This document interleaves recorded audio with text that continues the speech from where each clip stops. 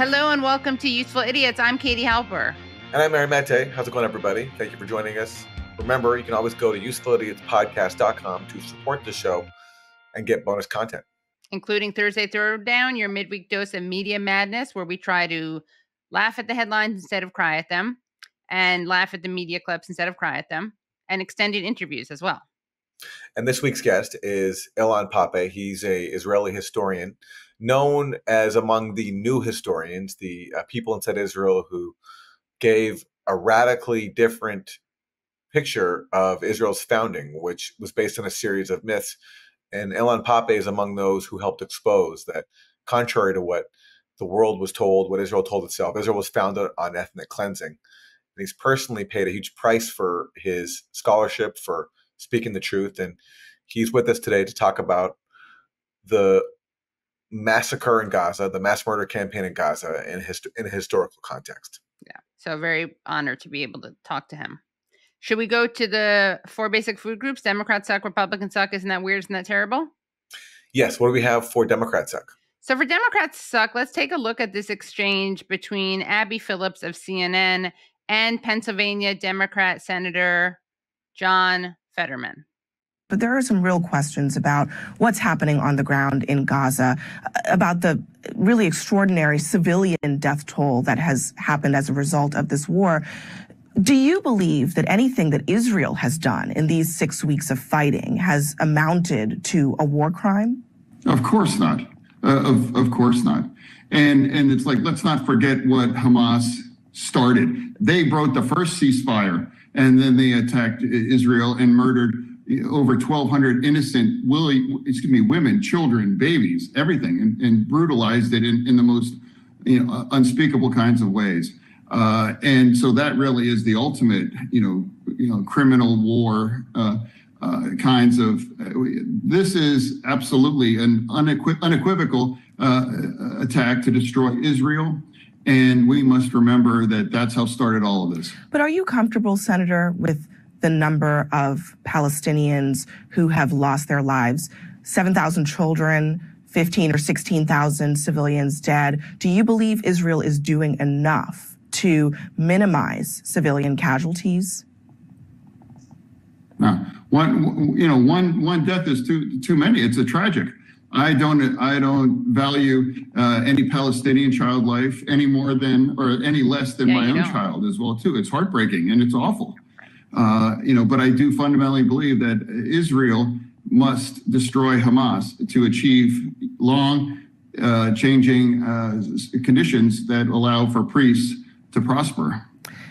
Okay, so no war crimes whatsoever. It's very moving and totally unconvincing that he values the lives of Palestinians, because if he did, he would be upset about what's happening. As we can see from this, he's not even pretending to urge caution. Like we have, we keep watching on Monday mornings, that program we do on Mondays live at YouTube and Rumble. We keep showing U.S. officials pretending to urge restraint behind closed doors, doing it as friends would do in a nice way. They refuse to play judge and jury, but it's obvious that they know that there are war crimes. And that's why they're saying they won't play judge and jury, because they don't want to be complicit in war crimes. But for Fetterman, it's not even an issue. He doesn't even pay any lip service to civilians. Remember when Fetterman was like goofy and likable? Yeah. Because he had undergone some serious medical issues. He was struggling. People felt sympathy for him, understandably, but he's turned himself into like one of the top villains of the year. Yeah.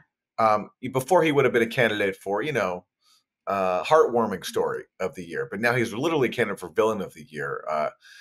He was mocking people who were detained outside Congress for protesting the Israeli genocide. He was waving a little Israeli flag. He went to that pro-Israel rally on Capitol Hill, draped in a giant Israeli flag. And he just keeps saying stuff like this. It's amazing. It's a real heel turn, when a good guy becomes a villain. This is a classic case, Senator Fetterman. Right. Yeah. So very disappointing. And he should just stick to dressing up as a pro-Israel supervillain, because that's what he is. And that's what he looked like when he was wearing that big Israel flag cape. So that's my Democrat sucking. All right. For Republicans suck, let's turn to what's happening on college campuses. And because you have schools where young people are out there protesting the Israeli genocide, the Israel lobby and its supporters are turning to their familiar tactic, which is just crying anti-Semitism. Chuck Schumer did it recently with this like 45-minute rant on the Senate floor about how everyone protesting Israel is anti-Semitic. And now we're hearing on TV constant cries about how Jewish students at colleges are not safe. Now, of course, they don't speak about the Jewish students who are out there protesting the Israeli genocide because they don't count, but only those Jewish students who identify with Israel. So here is a Penn student named Eyal Yacobi appearing with Republican members of Congress, including the House Speaker Mike Johnson, to complain about supposedly feeling unsafe on campus. Well, I'm both honored and thankful to be here. I should not be here today. Yeah, probably I should not. be studying for my upcoming finals. I should be taking in every moment, every experience as an undergraduate student in my senior year of college. So while I should not be here today, I am. Because 36 hours ago, I, along with most of campus, sought refuge in our rooms, as classmates and professors chanted proudly for the genocide of Jews while igniting smoke bombs and defacing school property. By the way, just so people know, calling for the genocide of Jews is probably saying from the river to the sea, Palestine will be free. Yeah. Or it's saying like, Biden, you can't hide. We charge you with genocide. Right. And we've seen examples of Israel supporters pretending as if they're saying that we want Jewish genocide. Yeah. Because a couple of rhymes in there. The syllables rhyme. So right. So it's one of those two. Yes. All right. It's either call for liberation with equal rights, or it's an allegation of genocide, not a call for genocide. Okay, let's go back to this very aggrieved student. The neighboring university's president immediately released a statement describing this as a brazen display of anti-Semitism.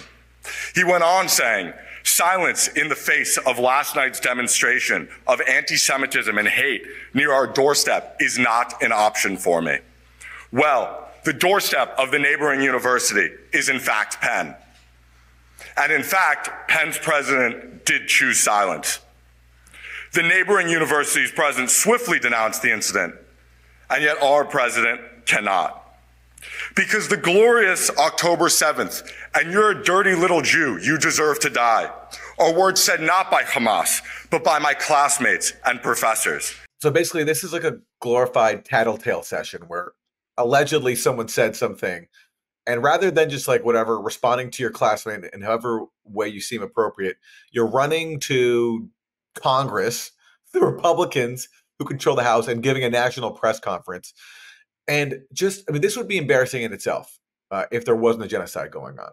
But there is a genocide going on, which this student and the Republicans behind him are supporting. In the case of Republicans, they're arming it and they're letting it happen. And so right now in Gaza, you have colleges being destroyed by Israeli bombs. All the schools in Gaza, all the colleges in Gaza have been destroyed. People have no place to go. A top UN official just said there's no safe place in Gaza. And this coddled Ivy League kid is whining about feeling unsafe on his campus because some kids are protesting the genocide he's supporting. And I really doubt that someone said to him, "Dirty little Jew, you deserve to die." And that's the thing. It's so easy to make these things up. You know, you can say anything you want. And these people do say anything they want to portray themselves as the victims. But whether someone said that to him or not, okay, so go deal with that. File a complaint at your school if someone said something anti-Semitic. Put him on blast. Put him on blast for being a rank anti-Semite. Yeah. But it's like, where's the national press conference for the inside Congress for the 3 Palestinian students who got shot, including one of them who's paralyzed from the waist down? That's who's facing danger right now. And on top of, all the irony upon irony. So you have a genocide going on, yet you're the one complaining about feeling unsafe. Then you have the fact that Republicans are the ones who for years have been mocking college students who are trying to shut other people down because they feel unsafe about their rhetoric. It's true. Right. This is like the exact snowflake behavior that they have always claimed to be mocking. Except Republicans not only are enabling it, they're giving these kids national press conference. And it's obvious why. It's the familiar tactic of pretending to be a victim so you can victimize other people, in this case, the Palestinians of Gaza. Also, it's just so rich to see these Republicans standing behind him, nodding, shaking their heads. Like, Mike Johnson is an evangelical who wants the person speaking, the Jewish person speaking, as well as Jews like you and me, Aaron. He wants all of us to go to Israel so we can trigger Armageddon, the end times, and we will be forced to either accept Jesus Christ as our Lord and Savior or burn in hell forever. So, yeah, obviously, real ally. All right. What do we have for Isn't That Weird? So for Isn't That Weird, we have a very interesting video, which is attempting to debunk pinkwashing. Pinkwashing is when Israel hides behind its alleged acceptance of LGBTQ people to whitewash or pinkwash its crimes against Palestinians. Now, same-sex marriage, it's notable, is not legal in Israel. But anyway, moving on. Let's take a look at this video. Pinkwashing is a term that angry, jealous, purple-haired girls like to throw around anytime fabulous gay guys get along with Jews. Call me crazy, but I'd rather be at a circuit party in Tel Aviv getting head than in the Gaza Strip getting beheaded. I love my Jewish friends, and I love my Israeli friends, and I'm going to remind them of that every single day, and there's not one goddamn thing you can do about it. You're in the streets ripping down posters of kidnapped Jewish babies in your little Yasser Arafat scarves, doing your little Jihad Jane cosplay. I'm a gay guy. I know that if I'm going down with the Jews. That's how it works. First they come for the Jews, then they come for the gays. They had the Star of David, we had the pink triangle. But that doesn't matter to you purple-haired Hamas lovers, does it? Because you're not actually gay? Something tells me if they started targeting my people, your purple hair would turn brown pretty fucking fast. I don't even know what to say about that, where to start with that. But that thing that he's doing, it's actually very helpful because I was trying to describe and define pinkwashing before that clip. Next time I'm just going to go, oh, what's pinkwashing? And play that clip. This idea that if you are pro-LGBTQ, you should stand with Israel as it bombs Palestinians, including LGBTQ Palestinians, is so absurd. It's so dumb for so many reasons. So dumb. Just from the point of view of LGBTQ people, Israel has been known to exploit LGBTQ people inside the occupied territories to basically threaten to dox them. And out them. Out them unless they become informants, basically. It's just so I'm speechless listening to that. I don't have what else to say. I mean, it's also, at first they go for the Jews. Okay, they're literally going for the Palestinians right now. Yes. Yeah. Where's your solidarity for them? Yeah. And you think there are no gay Palestinians? You think the gay Palestinians in Gaza are happy that this is happening? Anyway, that's really an isn't that absurd, but it's also an isn't that weird. Isn't that weird that he thinks this is helpful to the cause? And what's up with the weird like the weird camera movements? That's the least of it, but it's kind of weird also. Anyway, that's my isn't that weird. Pinkwashing. A pinkwashing video pretending that pinkwashing doesn't exist. What do we got for terrible? All right. For terrible, let's check in with the state of modern relationships. And a woman in Florida had a really harsh response to her boyfriend's wandering eye. Here's the headline from the New York Post. Florida woman allegedly stabs boyfriend's eye with needles for looking at other women.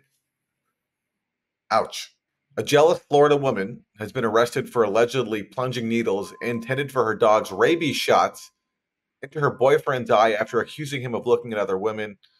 Sandra Jimenez from Miami and her live-in boyfriend of 8 years had been in an ongoing argument about the man's wandering eye when things escalated into violence, according to authorities. When the pair arrived at their home, Jimenez allegedly seized her chance to teach her boyfriend a painful lesson. When the unsuspecting man lay down on the couch, Jimenez jumped on top of him with 2 rabies needles that were for their dogs and jabbed them into his right eyelid. That's horrible. That's terrible. I mean, that certainly is terrible. At the same time, you know, it could have been worse. The needles could have had the rabies, so she could have infected him with rabies. That's kind of what I thought at first happened. So if you're going to be stabbed with rabies-related needles, it's always better to do it with needles that are for rabies treatment than actual rabies. So I salute her for her self-restraint. Right. It's true. I mean, if your punishment for having a wandering eye was getting rabies, you wouldn't do it, so Right. Not okay. yeah. But I'm saying it's like maybe she's trying to advocate a solution here, Right. For the wandering eye syndrome. But anyway, that's Right. terrible, and I hope he's okay. Yeah, Because she did. Yeah. even though you shouldn't have a wandering eye, you shouldn't be stabbed in the eyelid. Right. You shouldn't be stabbed for it. Yeah. She did say that it was she tried to say it was a self-inflicted injury, which is kind of amusing. Ouch. Oh no, I poked myself in the eye with a rabies treatment needle. Hate when that happens. And that is your 4 food groups. We are so excited to be speaking to Ilan Pappé, an Israeli historian and political scientist. He's a professor with the College of Social Sciences and International Studies at the University of Exeter and director of the university's European Center for Palestine Studies and co-director of the Exeter Center for Ethno-Political Studies. He is someone who challenged the Zionist historiography of Israel, as we'll get into in this interview. He also left Israel because his university in Israel wanted him out after he pledged his support for BDS. So he's a very brave voice. He's joining us from Haifa, Israel. He is teaching next semester again in Exeter, but he's in Haifa at the moment. He's the author of several really great books, including The Ethnic Cleansing of Palestine, Modern Palestine, and this amazing book, 10 Myths About Israel, which is very readable and I highly recommend. All right, let's go to Ilan Pappé.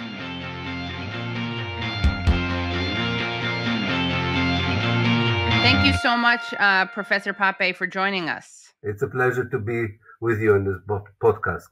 So many questions for you, but I wanted to ask you about how you became the person you are kind of politically. We interviewed Gideon Levy the other day, and I asked him the same question because it's so rare to find people with your view of Israel and your view of Zionism. And obviously you studied history. I know that was a big part of it. But can you kind of walk us through from the beginning how your view of Israel changed over time? Yeah, definitely. It was a journey, first of all. It doesn't happen in one day. There's no epiphany. There's no kind of a wake-up moment. And the journey, I suppose, for different people takes different trajectories. In my case, I think it began with the 1982 Israeli invasion of Lebanon, because it was obviously not a war of choice, and it kind of shed light on other wars or raised questions of other wars before 1982. And this happened also at the time where I decided to be a professional historian, namely, I was already enrolled in a PhD program at the University of Oxford in Britain, deciding both to look at 1948 as the main subject, but also to do it with the supervision of an Arab professor, which kind of course brought into a perspective I was less aware of before I came to Oxford. So I think the formative period was these early 1980s, and it was enhanced by the first Intifada, where it was impossible to demonize the Palestinians as the Israelis did, given what we knew about the mode of resistance and the way it shaped. I would say by the early 1990s, the journey was completed in many ways, and I was already out of the tribe, so to speak, and already persuaded that both my research results and my better understanding through more intimate relationship with the Palestinians created kind of a solid position from which I don't think I withdrew ever since. And was there an archive or a document that you saw in the archive that was particularly eye-opening for you? I think it was a bunch of documents rather than one.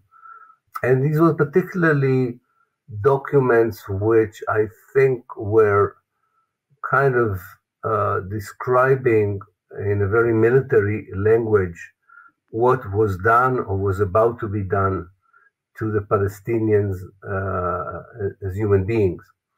So it was this kind of dehumanization that could be, if I think of an example, an order that would say, occupy the village, burn its houses, expel the people or kill the man. And then it also gives a kind of a more specific definition for man as people from the age of 18, something from the age of 14. This kind of language and orders shook me and really ran contrary to what I was taught or believed about the Israeli army. And I think these kinds of documents, more than any others, began to, first of all, normalize the Zionists, because I don't think they are the only soldiers who did these things. But it was more than that, because once you connected the dots, when you connected these documents, you could see a much more a more strategic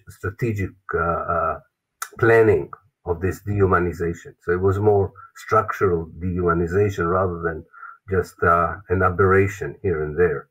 And then I re-understood some of the early documents I saw, like Plan Dalet, Plan D of the Jewish paramilitary groups Haganah. It suddenly, I read it a bit differently than I read it in the first place, as really, as I called it later on, as a master plan for the ethnic cleansing of the Palestinians. And for people who don't know what those plans are, could you just give kind of an overview of why you do consider the founding of Israel to be a plan of ethnic cleansing? Yeah, these were documents that indicated a very systematic plan of dispossession of as many Palestinians as possible from as many parts of historical Palestine as possible. This was a very clear translation of an ideology that regarded the Palestinians as the main obstacle for the creation of a Jewish democratic state, either on parts of Palestine or all over Palestine, depends on which Zionist group we were talking about.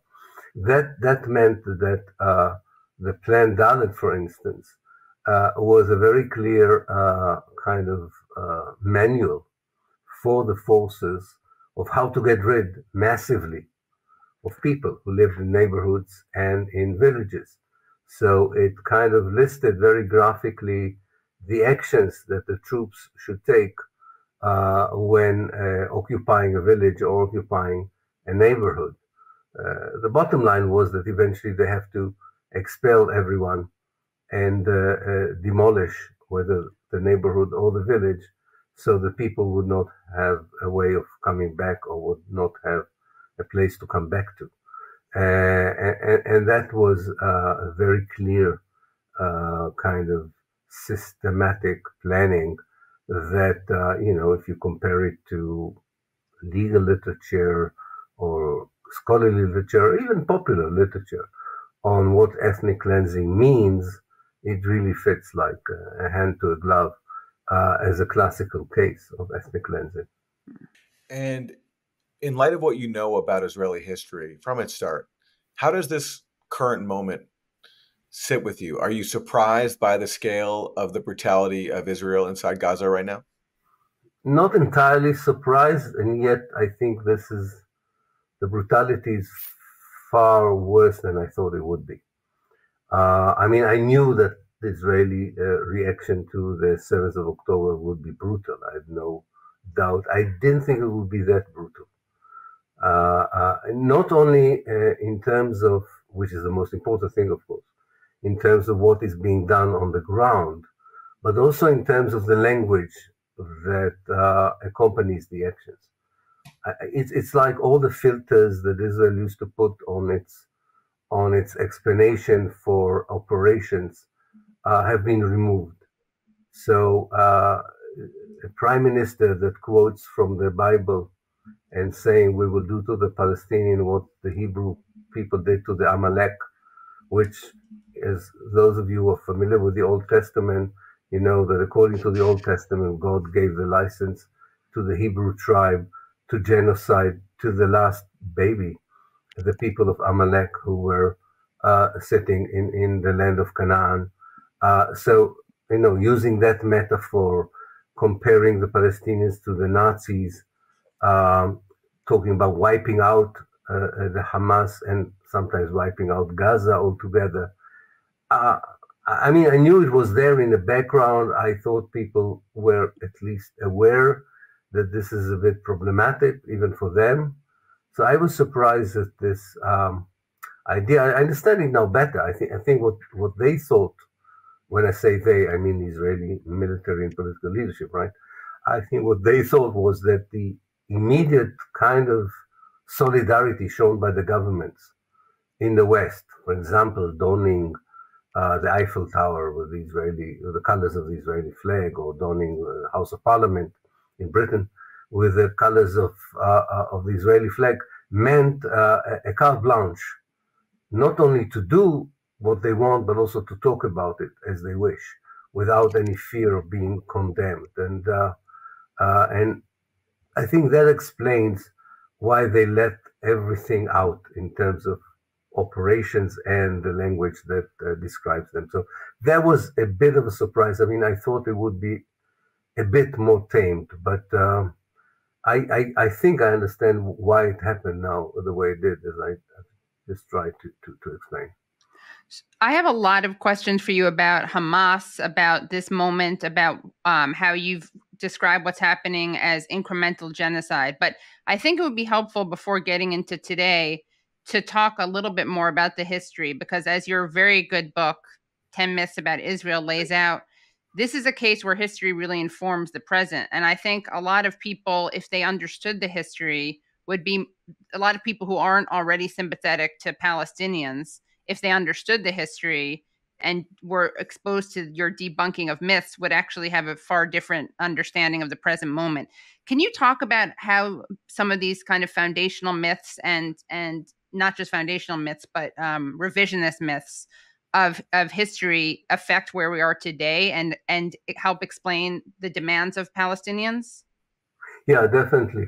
I think it's very important to put the events of the 7th of October within an historical context. And the historical context at least should go back to 1948. Some people would rightly maybe even go to an earlier period, but definitely to 1948, because 1948 was the moment that you, as an historian, you understand the real nature of the Zionist project and the Palestinian reaction to that project. So in 48, it's very clear that Zionism falls into the category of settler colonial movements, these movements of European refugees that not only arrived as Jews in Palestine, but arrived as Christians in North America, in South America, in Australia, and other places. And people who really had to leave Europe in many ways, and wanted to create a new Europe somewhere else, but chose someone else's homeland as the new place. And as the late great scholar of settler colonialism, Patrick Wolf, says, in the moment of the encounter with indigenous people, a logic of the elimination of the native was activated. Elimination that in North America took the form of genocide, and in Palestine first took the form of ethnic cleansing. So I think in 1948, what you have is the historical moment in which the settler colonialism movement of Zionism has the historical opportunity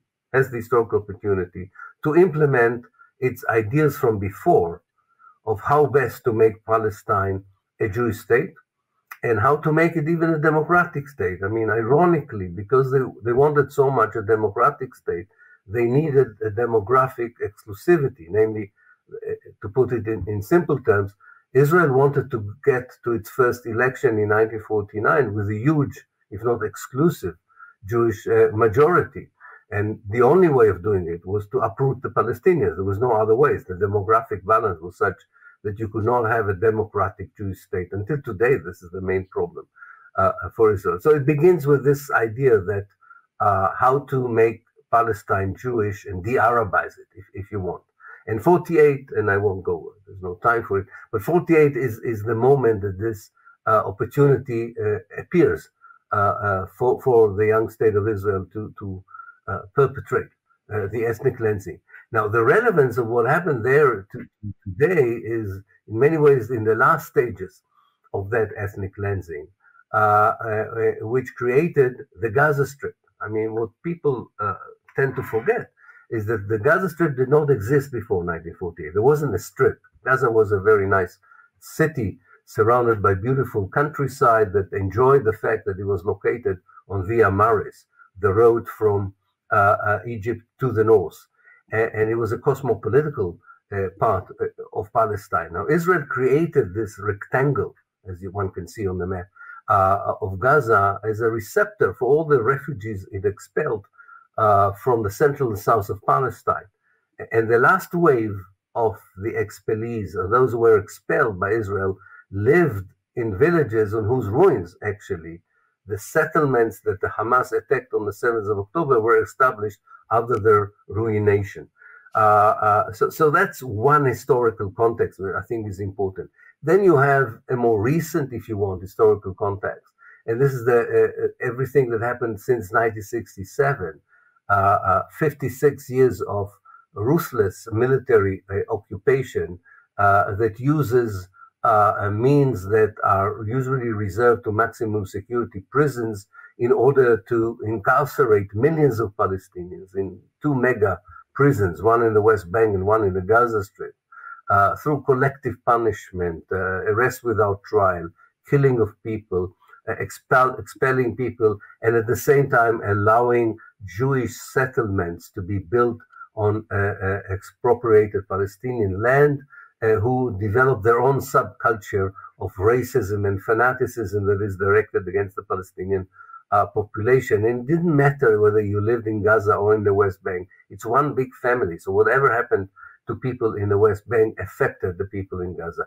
And then we have, of course, the third and most important context, which is the last 17 years of siege that included 4 bombardments from the air since 2006 on the people of Gaza, one of the most dense areas in the world.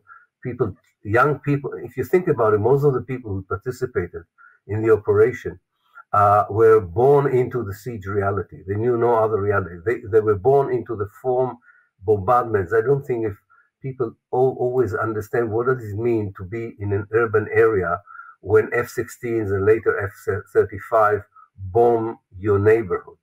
This is something that you don't recover. Even if you have survived the attack, you don't recover. It's a trauma for life that people can hardly deal with. And definitely Gaza doesn't have in the last 17 years any mechanism to deal with these traumas, and there are added traumas to the trauma. So you have this historical context of recent years and more distant past, but it all together is a history of what I think one can call incremental genocide, not just in Gaza, because for good or for worse, the Palestinians are the worst problem of the Jewish state, and I say ironically of the Jewish democratic state even. And this way the liberal Zionists are so complacent in all of this, or complicit in all of this, because the only way you can impose on millions of people the idea that their homeland is not their homeland, and they have either the options of leaving or being in an apartheid system, the only way you can do it is with violence and more violence and with force. And of course, people resist. They always resisted, and they will continue to resist, however the events will unfold later on in the Gaza Strip. And how do you balance discussing October 7th? Because I know, like, for a lot of people, it's very hypocritical, right? They don't care about violence against Palestinians, and they do care about violence against Israelis. And so there's been a lot of discourse around that, about kind of showing the double standards, the lack of symmetry. But how do you, as a leftist and as someone who has defended the human rights of Palestinians, kind of grapple with judging what happened on October 7th? Because a lot of people don't know how to do it. They don't want to condemn it. I've heard you praise the bravery of some of the people who took part in that, but also I've heard you condemn the violence. So how do we balance that? I know it's a hard question, but no, it's not. It's a very important question. It's not about the historical context; it's about the moral context. Right. And the moral context is important. It's important, and therefore I distinguished between the military operation, namely attacking the bases and the soldiers who are actually the gaulers of the Gaza ghetto, and the bravery of attacking, I think, was 8 military bases, and taking captive tanks and so on,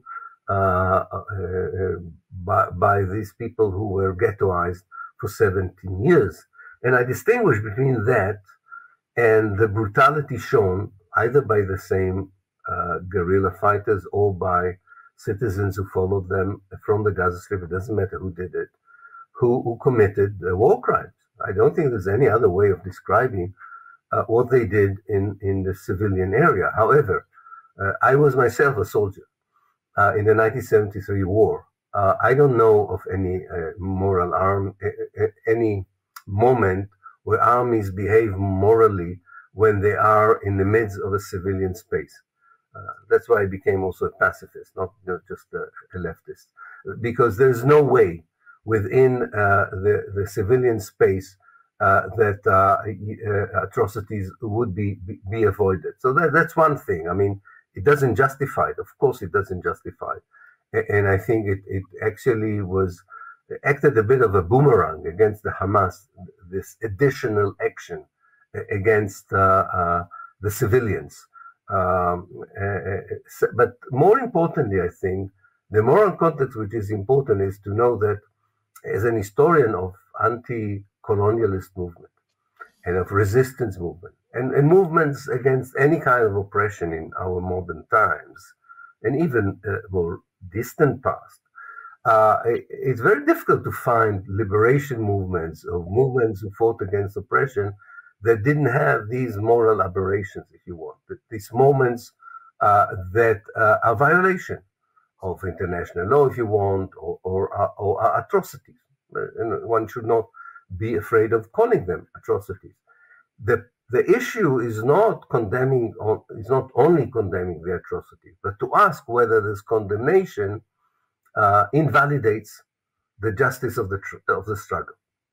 And for me, it's very clear that it doesn't. I mean, nothing that happened on the 7th of October changes my total moral, political, and social support for the Palestinian liberation struggle.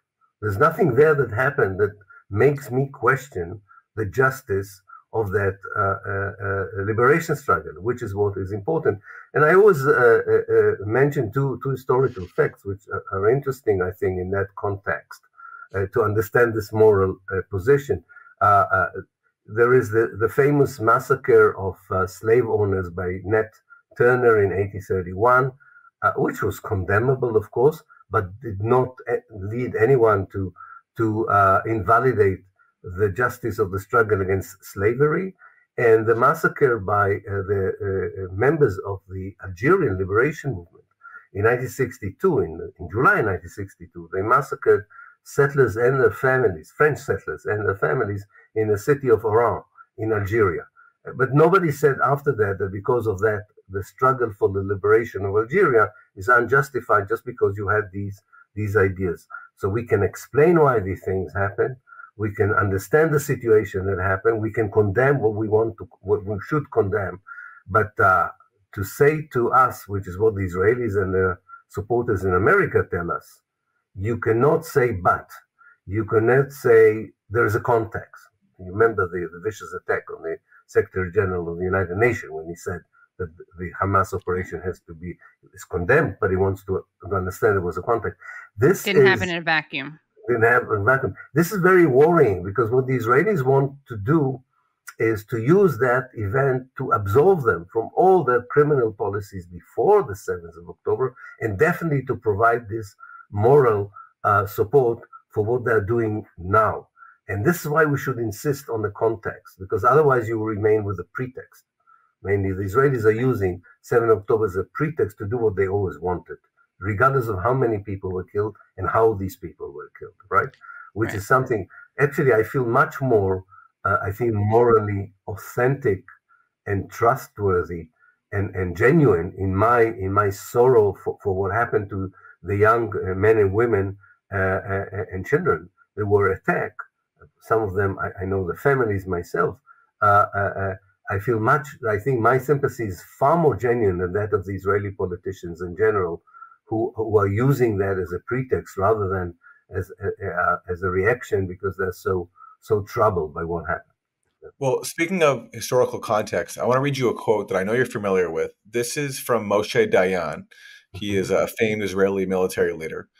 And in 1956, he spoke at a funeral for an Israeli soldier who had been killed by some Palestinians living in Gaza. And Dayan said this. He said, "Let us not cast the blame on the murderers today. Why should we deplore their burning hatred for us? For 8 years, they have been sitting in the refugee camps in Gaza, and before their eyes, we have been transforming the lands and villages where they and their fathers dwelt into our estate." That's Moshe Dayan in 1956. So I wonder if you could talk about that quote and the significance of it in Israeli history. I know it's very famous. He goes on to say, though, that rather than making peace with these people, we need to be even more aggressive. Yeah. This is you probably have to be an Israeli to understand why it sounds so logical to Israelis to say that the Palestinians have all the right to hate us, to fight against us, even to kill us, and that's why we have all the right to do the same to them. I remember when I just appeared on the public stage in Israel in the early 90s as a new historian, as they used to call me. I gave lectures in various places.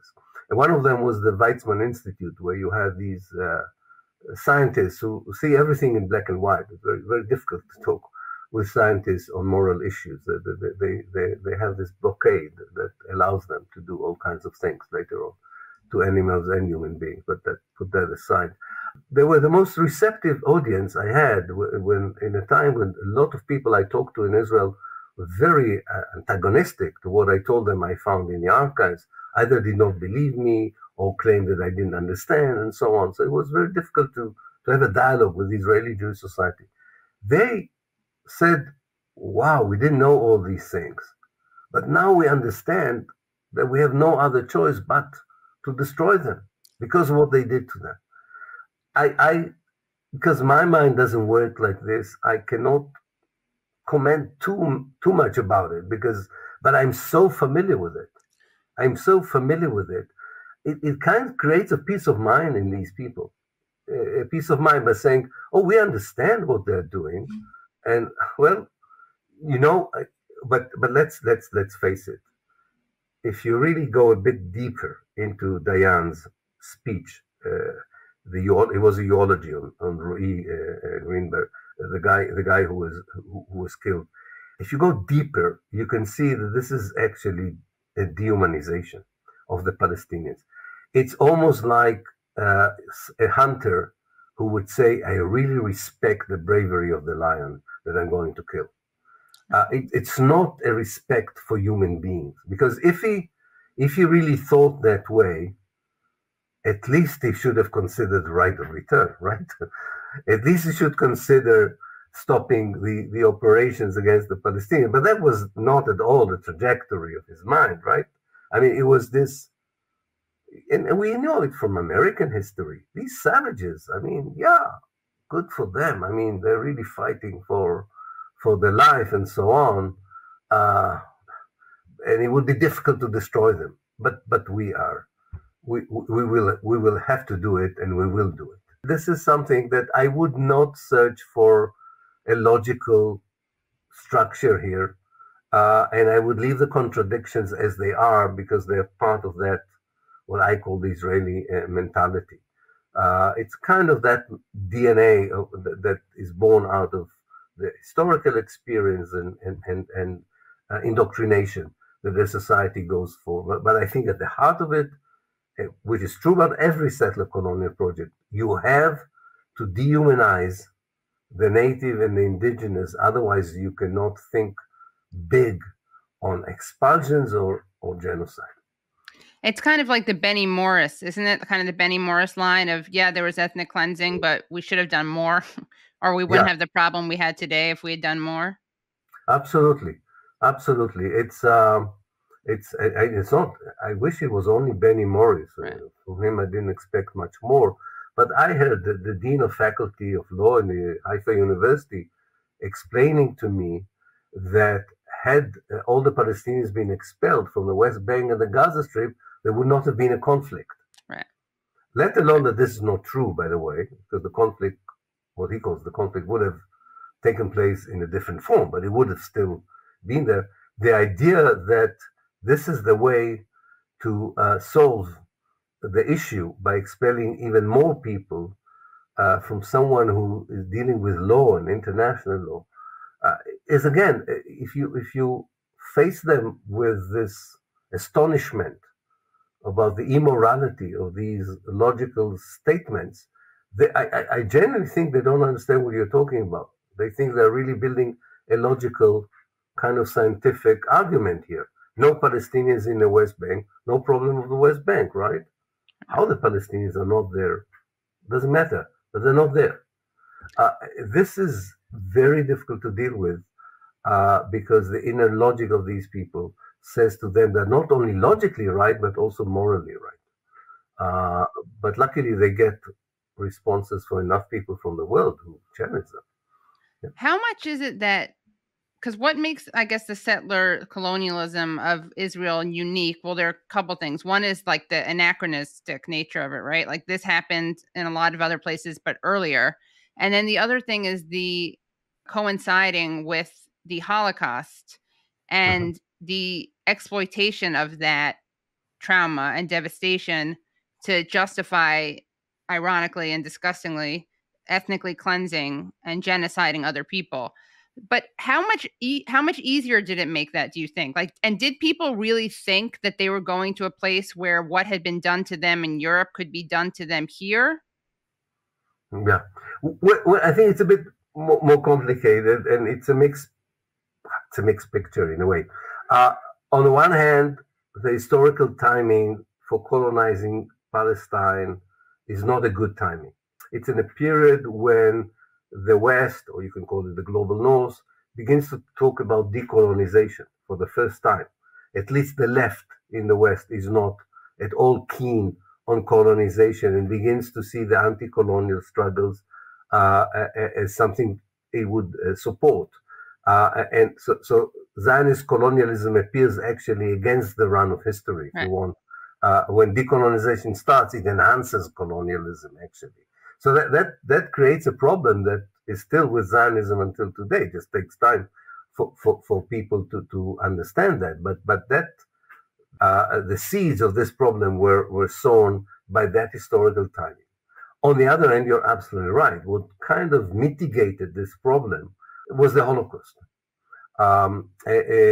Because the Holocaust provided the West, even those who were, beginning of thinking about decolonization, like the Labour Party in Britain, that definitely wanted to decolonize the empire, or the left in France that wanted to decolonize the French Empire, to feel that this is outside the story of colonialism. This belongs to a different history, the history of anti-Semitism. And Zionism provides the best solution for the Jewish question of Europe without any need to deal with the Jewish question of Europe. Namely, instead of Europeans asking themselves, not only the Germans, all of those who eagerly helped the Germans to eliminate not just Jews, but also other people, they don't have to deal with this racism because Israel is the answer to anti-Semitism and has support of Europe for that. And therefore, if you want, the kind of sentence that accompanies these ideas is that we are creating a small injustice in order to correct a big injustice. And that really helps Israel. I really believe that without the Holocaust, it would have been very difficult to get the international support for a Jewish state that Israel did receive in 1947. Now, to the last bit of your questions, were they aware of what they're doing? So first of all, As you know, also on personal level, being a victim of abuse doesn't mean that you are not becoming abuser yourself, and we've seen it not just in individuals, we've seen it in people as well. But I come back to the dehumanization. The important thing was, and this is very clear in the Zionist propaganda from very early on, the important thing was to dehumanize the Palestinians. And if it doesn't work, and for some of these immigrants who came from Europe were not ideological. So they didn't understand why they have to dehumanize the people who helped them, who showed them how to cultivate the land or share a business with them. They didn't understand why they needed to hate them.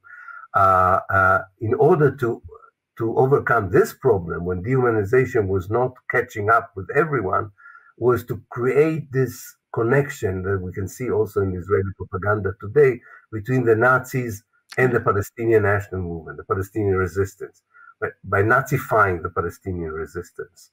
And therefore, you can do to them what you would have done to the Nazis had you had the opportunity of revenge. So I think this explains it.